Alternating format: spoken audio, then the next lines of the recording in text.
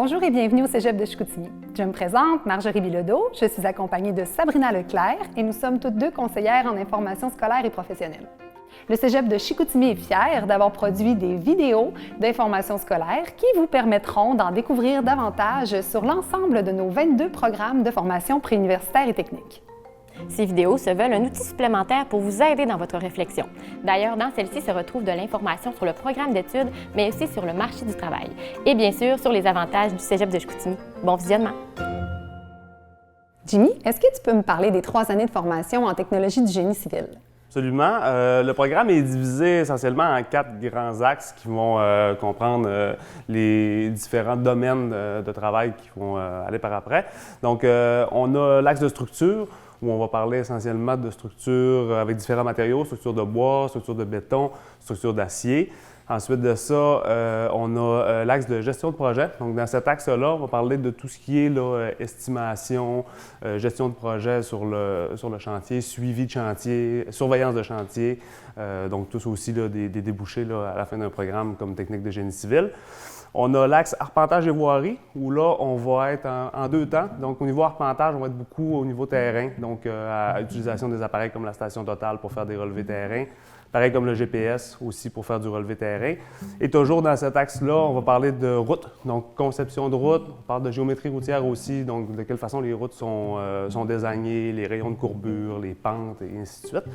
Et pour terminer, on a un axe qui est quand même assez important, là, qui se passe beaucoup en laboratoire, l'axe matériaux, donc où on va faire différentes analyses, différents essais sur les matériaux. Matériaux de génie civil, essentiellement de l'enrobé bitumineux. On va parler aussi de béton, on va parler de matériaux granulaires parce qu'on travaille beaucoup avec des graviers, avec des roches et ainsi de suite. Les étudiants vont apprendre les 4 axes, mais c'est 4 axes qui vont s'opérer en parallèle, si on veut. Donc, à chaque session, donc des 6 sessions du programme, on va avoir des cours qui correspondent à tous ces axes-là. Donc, on va travailler là, de façon parallèle sur chacun de ces axes-là pendant toute la formation là, qui dure 3 ans. Est-ce que tu as des exemples concrets de comment ça se passe dans les cours? Absolument. On a des cours qui vont se passer plus de façon théorique, donc en salle de classe, où on va être plus là, en mode travail, en mode enseignement théorique avec le professeur. Beaucoup de cours de laboratoire. Donc, à l'intérieur, on est d'ailleurs ici dans le laboratoire de génie civil où là, on va manipuler. Donc, on va performer des essais. Tantôt, je parlais des matériaux, donc que ce soit du béton, des matériaux granulaires, de l'enrobé bitumineux. On va performer des essais sur les matériaux. Donc, essais guidés avec des techniciens ici et toujours les enseignants là, qui vont être là. Et on a aussi beaucoup de cours là, de projets, si on veut, où à ce moment-là, on va travailler sur des projets tout au long de la session. Puis même des fois, on va prendre quelques sessions pour travailler sur un même projet. Performer ça avec des outils de support informatique, donc dessin assisté par ordinateur, des choses comme ça, où là, on va avoir une collaboration ou un support, disons, de l'enseignant pendant que les étudiants vont travailler le projet tout au long de la session, puis des fois même tout au long de 2 sessions de 1 an et demi ou même de 2 ans. Puis quand tu me dis des projets, as-tu des exemples de projets là, du début jusqu'à la fin de la réalisation? Oui, tout à fait. Prenons, tantôt on parlait de l'axe arpentage et voirie, donc des projets routiers. Alors, on a un cours là, qui s'appelle conception de route, où dans ce cours-là, on va travailler tout au long de la session la conception d'un projet routier. On va évidemment changer le projet là, année après année, mais on va demander aux étudiants de faire la conception de base, donc partir du terrain naturel, ensuite de ça, de désigner la route en tant que telle, de faire les rayons de courbure choisis en fonction des normes du ministère des Transports. Et après ça, la finalité du projet, quand tout le design va avoir été fait, on va leur demander de sortir sur le terrain avec des appareils d'arpentage pour aller implanter la route qu'ils ont eux-mêmes désignée. Je dis une route, ça pourrait être une piste cyclable, ça pourrait être différentes applications. Genre de projet intégré là, où on va partir de rien, d'un relevé terrain, puis on va ramener ça là, à l'implantation sur le site là, à la fin de la session. Je te demanderais même de me parler d'exemples dans chacune des axes. Est-ce que tu peux faire ça? Oui, absolument, je peux faire ça. Donc, l'exemple-là était bon pour des projets de voirie. Prenons l'axe matériaux. Donc, en béton, on va demander aux étudiants de réaliser un projet. On a plusieurs thèmes qu'on va leur donner. Je prends un exemple parmi tant d'autres. Développement d'un béton autoplaçant, par exemple. Donc, ce béton autoplaçant-là doit avoir un affaissement qui est très grand pour une certaine liquidité, pour être capable de se placer un petit peu partout là, dans le coffrage. On va demander aux étudiants de développer le mélange eux-mêmes. Donc, ils vont y aller souvent par essai et erreur. Ils vont faire des mélanges au laboratoire, vont faire des essais, vont performer des essais pour avoir des résultats, pour finalement nous présenter là, dans une présentation orale là, le mélange qu'ils ont développé, puis nous donner leurs résultats là, de leur mini-recherche, si on veut. Alors ça pour les matériaux. En gestion de projet, donc on a un projet lui aussi qui va durer là, toute la session, dans session terminale, 6e session si je ne me trompe pas, où on va demander aux étudiants de prendre un projet réel qui a déjà été réalisé sur le terrain, où nous on a toute la documentation. Et on va demander aux étudiants de simuler le projet. Donc, on décolle le projet, on commence la construction et l'enseignant va donner certaines contraintes, certaines problématiques qui arrivent au fur et à mesure de la construction.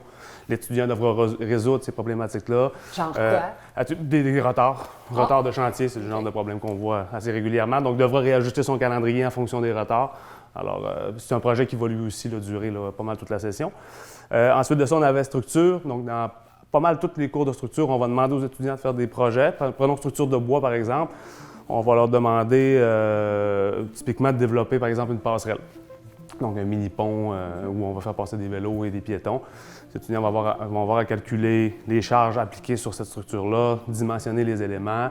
Ensuite de ça, faire les dessins aussi, parce que la partie dessin technique est très importante. Donc, et au final, devront nous présenter un rapport complet avec les calculs, avec les dessins de cette passerelle-là. Et d'autres projets aussi qu'on peut faire là, de façon périodique. Je parlais de structure de bois tout à l'heure. On a des concours qu'on va faire là, à l'extérieur du cégep, là, des concours pédagogiques, si on veut, là, de structure de bois. C'est un programme qui semble très diversifié. C'est quoi le profil des étudiants qui vont venir dans le programme? Très varié comme profil d'étudiants. On a beaucoup de gens qui connaissent peut-être déjà le domaine via des contacts familiaux ou autres. On a certains jeunes là, qui vont être référés par les différents conseillers d'orientation. Des gens qui sont intéressés tout simplement par la construction en tant que telle. Profil varié vraiment. Là, puis on voit de plus en plus dans les dernières années des jeunes qui n'arrivent pas nécessairement du secondaire, donc qui ont déjà fait peut-être là, 1 an ou 2 au cégep ou d'autres choses, qui ont même travaillé un petit peu, qui font un retour aux études donc pour venir parfaire leur formation. Des hommes, des femmes, donc vraiment très varié comme profil d'étudiants. Qu'est-ce qui t'intéressait dans le génie civil? C'est surtout, on voyage en voiture, on voit pas. Mais nous, on calcule les routes. Fait que, genre, je conduis pour venir à Chicoutimi, j'habite à Alma. Puis genre, je vois ce qu'on fait. C'est du concret, un devers de route, mais je le vois en montant à Chicoutimi que genre, c'est du concret. J'aime ça pour ça. Moi, dans le fond, j'arrive du secondaire. Je suis un des uniques à être arrivé du secondaire dans mon année. Moi, dans le fond, c'est parce que c'est le salon zigzag. Je suis allé là. Puis c'est les professeurs, justement, que j'ai parlé avec eux puis qui m'ont avoir une grosse motivation à venir ici. Puis que je me suis inscrit, puis j'adore mon programme, puis je me verrai pas ailleurs. Mais dans le fond, j'avais commencé une autre technique, puis j'avais pas aimé ça. Moi, j'aimais pas ça être dans un bureau. Puis j'ai été voir ma conseillère en orientation, puis elle m'a proposé vraiment le génie civil, qui est vraiment un programme qu'on va aller dehors, puis qu'on peut faire plein de travail manuel. Puis qu'est-ce que tu penses que ça prend pour étudier en génie civil? Bien, c'est sûr qu'il faut être vraiment organisé parce qu'on a beaucoup de projets en même temps, puis il faut garder nos dates de remise, fait qu'il faut vraiment s'organiser pour finir avant la date de remise. Pas être vraiment bon en maths parce que c'est principalement des maths qu'on fait, puis un petit peu de la physique, ça ressemble pas mal à ça. En quoi les mathématiques sont importantes dans le programme? Parce que dans le fond, nous, on calcule des densités, on calcule toutes les réponses qu'on va avoir, ça va être toutes des calculs avant qu'on va devoir faire. C'est sûr que les laboratoires sont plus le fun qu'un peu la théorie, mais la théorie est quand même vraiment intéressante pour le futur. Là. C'est vraiment notre job qu'on va faire. Là. Puis qu'est-ce que tu préfères dans la technique? Moi, j'aime beaucoup les mathématiques puis la physique. Alors, j'aime beaucoup faire des calculs. Mais j'aime vraiment les laboratoires, puis j'aime tout. J'ai pas de préférence vraiment. Là. Puis est-ce que tu as des exemples de laboratoires que vous faites? Mais on fait beaucoup de bitume ces temps-ci à cause qu'on est en 3e année. Sinon, on fait des laboratoires de granulométrie. On check on prend un échantillon de sol, puis on examine l'échantillon. Puis ensuite, on fait des analyses, puis c'est vraiment des beaux laboratoires. Et quelles seraient les qualités recherchées pour étudier dans le programme? Ça prend nécessairement quelqu'un qui aime travailler en équipe. L'ensemble de nos projets, pas nécessairement juste scolaires, mais quand on est sur le marché du travail aussi, va se faire avec une équipe de travail tissée relativement serrée, donc il faut aimer travailler en équipe. Faut pas se le cacher, ça prend des gens qui aiment les mathématiques. Pas qu'on fait des mathématiques à outrance, puis des mathématiques très difficiles, mais on est pas mal toujours en mode calcul. Donc c'est rassurant. Je pense que c'est un prérequis là, d'avoir un certain intérêt ou un intérêt certain pour les mathématiques. Ensuite de ça, des gens qui aiment travailler à l'extérieur, mais pas nécessairement, parce que le génie civil est bien fait dans ce sens-là, c'est qu'on peut choisir à peu près le type de job qu'on veut faire. Ça peut être à l'intérieur, ça peut être à l'extérieur. l'intérieur, mais quelqu'un qui aime participer à l'action du moins, quelqu'un qui aime être impliqué dans l'action puis faire avancer un projet, ça pourrait être un prérequis important là, pour travailler en génie civil. On voit souvent des étudiants dans des laboratoires d'informatique. C'est quoi la part de l'informatique dans la formation? Au laboratoire et même dans l'ensemble de la formation puis du milieu de travail, on est pas mal toujours supporté par des outils informatiques. On travaille avec beaucoup de logiciels de dessin. On peut penser à AutoCAD, par exemple, beaucoup de logiciels de conception 3 dimensions, Civil 3D, qui est la suite d'AutoCAD, où on va faire à peu près toutes nos conceptions routières, aussi modéliser là, des volumes d'excavation avec des supports informatiques. Nos appareils d'arpentage sont aussi gérés par des logiciels informatiques. Et même au laboratoire en tant que tel, lorsqu'on va performer des essais, bien, on va avoir besoin aussi du support informatique pour rentrer des données. Je pense juste au logiciel Excel, là, qui est sûrement le logiciel qu'on sert le plus souvent en génie civil, parce qu'on traite à peu près toutes nos données dans ce genre de logiciel-là, mais on est accompagné de façon constante et continuelle par les supports informatiques. Donc, un étudiant doit être conscient qu'il y a quand même une part d'informatique dans la formation et dans le métier. Tout à fait. C'est quelque chose qu'on va utiliser tout au long de la formation et aussi dans le métier. Par contre, je pense qu'aujourd'hui, c'est difficile de passer à côté, peu importe le programme d'études. Mais oui, il faut être conscient qu'on va avoir à travailler avec l'informatique de façon assez régulière. Andréane, est-ce que tu peux me parler des différents milieux de travail où vont se diriger les diplômés? Oui, bien sûr. En fait, tout dépendant dans quel axe ils vont se situer, on va pouvoir penser à plusieurs domaines. Donc, on peut travailler pour le ministère des Transports du Québec, Hydro-Québec, des firmes d'ingénierie. On va avoir aussi les laboratoires, des matériaux. On va avoir aussi du béton en asphalte. On va pouvoir avoir des techniciens aussi qui vont être plus à l'intérieur, donc ils vont pouvoir faire plus du dessin. Puis on va en avoir d'autres aussi qui vont travailler plus dans le laboratoire ou à l'extérieur sur le chantier directement. Souvent, on ne mélange pas les techniciens dans le lab et ceux qui sont sur le chantier. Donc, tout dépendant de qu'est-ce que tu veux faire toi-même, puis ta personnalité va faire en sorte que tu vas décider dans quel axe, finalement, tu vas vouloir aller. On entend souvent parler des concours de construction de ponts. Ça consiste à quoi? Il y a plusieurs concours qui se font dans différentes universités québécoises et des concours dans différents cégeps aussi. On a participé dans les dernières années, dans les 10 ou même 15 dernières années, à peu près de façon annuelle à ces concours-là. Alors, ça consiste à construire un pont en bâton de popsicle et en soie dentaire. Donc, souvent, ça peut paraître anodin, mais c'est une activité qui est très formatrice pour les jeunes. Moi, je m'en suis occupé pendant plusieurs années d'accompagner les jeunes dans ces concours-là. Alors, une fois que le pont est construit, on va aller dans les concours en question, soit à Montréal, soit à Sherbrooke, tout dépendant de celui qu'on choisit. Et on va tester le pont en résistance. Donc, on va appliquer une charge sur ce pont-là. Et bon, de façon simple, là, celui qui va supporter la charge la plus élevée va gagner la première place. Donner des idées, là, on a fait des ponts dans les dernières années qui supportaient des charges de près de 5000 kg, donc à peu près l'équivalent de trois petites camionnettes. Un petit pont, là? Oui, d'à peu près 1 mètre de long, donc environ 1 mètre de portée par 500 mm de haut. Donc, c'est des ponts qui vont peser à peu près là, entre 2 et 4 kg et qui vont supporter 4000 à 5000 kg. Donc, super intéressant, très formateur et ça donne aux jeunes l'occasion de faire une activité parascolaire là, en dehors des cours, mais qui est directement reliée à la formation. Dylan, est-ce que tu pourrais me parler de ton expérience avec le concours de pont? Oui, dans le fond, on se retrouve 1 à 2 fois à toutes les semaines avec les équipes de 5 à 6 personnes. On calcule un pont qui a des règlements. Alors ça, on se rejoint une fois qu'il est construit, on se rejoint une école, que toutes les équipes du Québec se rejoignent, puis on fait une compétition de pont là, justement pour savoir lequel qui supporte le plus de poids. Puis toi, qu'est-ce que tu as préféré dans ce concours-là? Mais c'est que nous, le côté pont, on le voit pas beaucoup en génie civil. C'est pour ça que j'ai aimé ça, parce qu'on a touché une affaire qu'on connaissait pas beaucoup. Fait que j'ai beaucoup appris avec ce concours-là, puis c'est des affaires qu'on voit pas tout le temps, mais c'est vraiment adjacent à ce qu'on voit souvent. C'est la même affaire qu'une route, c'est des différents calculs, là, puis j'ai vraiment apprécié ce côté-là du projet. Ça t'a permis de peaufiner tes connaissances. Exactement. Le programme est offert avec la formule alternance travail-études. Peux-tu m'expliquer en quoi ça consiste? Oui, effectivement. En fait, ce qu'on peut penser, c'est que nos étudiants, dès la première année, vraiment dès qu'ils ont fait une première année, sont en mesure de pouvoir aller travailler pour des entrepreneurs ou encore une fois pour le ministère des Transports du Québec. Il y a les concours à passer à ce moment-là. Mais dès leur première année, ils peuvent justement travailler pour plein de monde.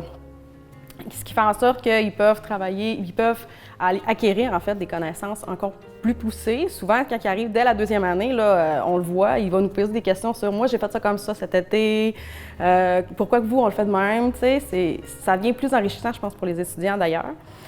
Donc, c'est ça. Puis il y en a que tout au long du parcours, ils vont rester, justement. Fait que oui, on a l'alternance travail-études, il y en a qui font des stages l'été, mais il y en a d'autres que ça va perdurer dans le temps, là. Puis des fois, ils sont là 3 ans, 4 ans, après, même après avoir terminé leur DEC, là, il y en a qui sont déjà engagés. Donc, l'employeur, souvent, va les engager pour la suite. Exact.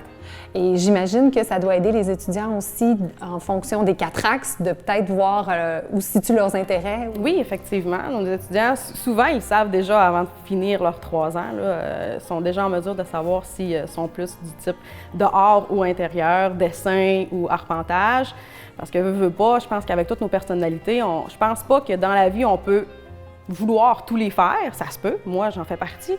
Mais, tu sais, c'est pas tout le monde qui va vraiment aller tous les essayer, là. Il y en a qui vont dire non, ça c'est pas pour moi, mais ces 3 autres-là.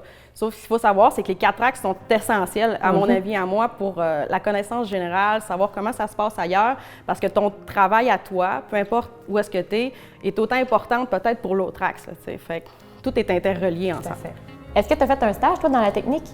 Oui, j'en ai fait un après ma première année. J'ai été signaleur routier pour le ministère du Transport avec une équipe de carottage. Puis, dans le fond, nous, on allait sur des routes, puis on perçait dans le sol pour sortir une carotte d'asphalte pour checker l'épaisseur d'asphalte qu'on avait. Puis moi, je m'occupais de la circulation avec un autre de mes collègues. Puis est-ce que ça a été une valeur ajoutée pour la suite de ton parcours? Oui, en fait ça m'a permis d'apprendre plus de choses par rapport à la technique. Puis je suis arrivé dans certains cours comme enrobé, puis je connaissais déjà des affaires. Là. Quels seraient les avantages de choisir le programme de technologie du génie civil au Cégep de Chicoutimi? Tout d'abord, je parlerai du milieu de l'emploi. Donc, c'est un programme, évidemment, je vais prêcher pour ma paroisse, là, qui est extrêmement varié et qui permet de développer des compétences super intéressantes, mais il y a beaucoup de travail. Il y a vraiment beaucoup d'emplois. Dans les dernières années, on voit une recrudescence des projets de construction. Puis quand je parle de construction lourde, là, au sens construction routière, grands chantiers et autres. Donc, il y a beaucoup de demandes pour les finissants en génie civil.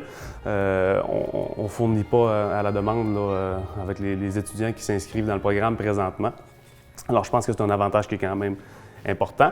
Beaucoup de travail dans la région aussi, donc des jeunes qui veulent rester en région et on le souhaite ardemment. C'est possible de le faire avec un programme comme Technologie du génie civil. On a une équipe d'enseignants qui est chevronnée, qui est vraiment dynamique. Je pense que ça peut être un avantage là, certain pour les jeunes.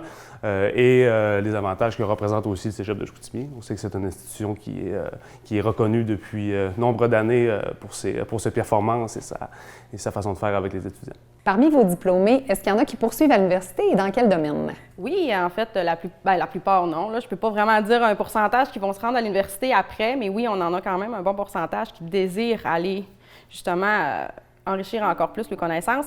Donc, en fait, nous, ce qu'on fait, c'est une passerelle. Fait que c'est sûr qu'entre ici et l'université, il y a des cours qui vont être crédités à nos étudiants, justement parce qu'ils ont vu quand même une certaine base. Le DEC se fait en 3 ans et l'université en 4 ans. En génie civil? En génie civil, bien sûr. Oui, à l'UQAM. Est-ce qu'il y a d'autres domaines qui vont intéresser les diplômés? Oui, il y en a qui vont aller se perfectionner dans d'autres, mais c'est toujours connexe. Il y en a, on ne se le cachera pas, là, le génie, ça ouvre les portes pour le génie à l'université, ça c'est certain. Donc oui, il y a le génie civil, il y en a qui se transfèrent en mécanique comme dans partout, mais souvent ils vont aller chercher plus en environnement. Ceux que j'ai vus, CSST, environnement, ils vont aller chercher de l'enrichissement là-dessus justement parce que veut pas, quelque chose qu'on n'a pas parlé, mais l'environnement est très relié avec le génie civil. Tous les projets font en sorte que le côté environnemental va rentrer en ligne de compte, puis c'est important d'y penser. Fait que c'est à peu près ça. Et toi, Andréane, qui est passée par la technique, quels seraient les avantages, selon toi, de faire la technique avant d'aller à l'université?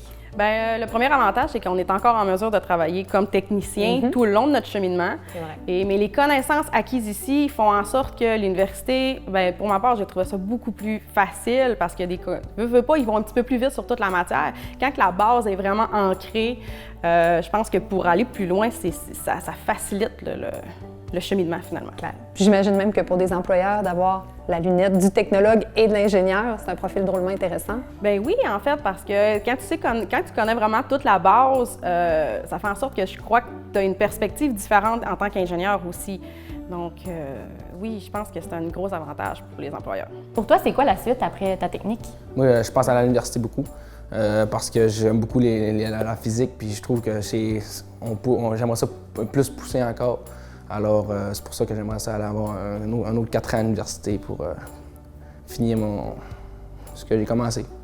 Dans quel domaine tu voudrais aller à l'université? En génie civil, surtout en structure ou en voirie là, pour les routes. Ben moi, j'ai pas vraiment envie d'aller faire mon bac. Vu que les ingénieurs, c'est un peu plus dans le bureau, moi, j'aime pas ça. Fait que je vais essayer de sortir vraiment sur le terrain puis faire un peu de surveillance de chantier au début.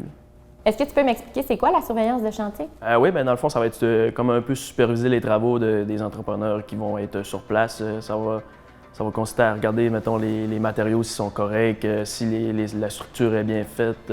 Donc, tu as à gérer aussi du personnel? Oui, dans le fond, ça englobe toute la gestion du chantier. C'est vraiment le personnel, les matériaux, les contractants aussi, les sous-contractants. Le domaine du génie civil étant traditionnellement masculin, toi, en tant que femme, qu'est-ce que tu dirais aux filles qui s'intéressent à ce domaine? Ben, en fait, je dirais pourquoi pas, en fait. Moi, je m'épanouis là-dedans. Je vois pas, en fait, pourquoi que ce serait pas autant valorisé que des cours en soins, mettons. Mais non, je crois que la position de la femme a autant d'importance partout. On est capable autant gérer plusieurs dossiers en même temps que seulement une chose, c'est de la faire bien. Donc, je vois pas... C'est des carrières pleines de Oui. possibilités pour les filles. Oui, vraiment.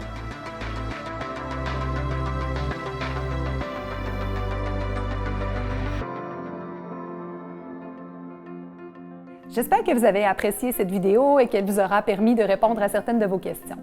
Je vous rappelle que chaque programme du Cégep a sa propre vidéo, alors si vous hésitez parmi un ou plusieurs programmes du Cégep, je vous invite à aller les visionner. Je vous rappelle également que nous sommes disponibles pour répondre à vos questions via notre site Internet ou via le Facebook et il me fera plaisir de vous répondre dans les plus brefs délais. Si vous désirez avoir plus d'informations, il est toujours possible de faire étudiant d'un jour dans l'un de nos programmes ou encore de visiter les départements du Cégep de manière virtuelle grâce à notre réalité augmentée.